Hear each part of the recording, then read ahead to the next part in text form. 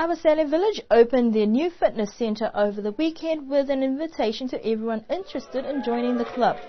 The fitness centre, with the majority of funding from SPC, was also assisted with freight costs by reef shipping and fundraising from the touch rugby team.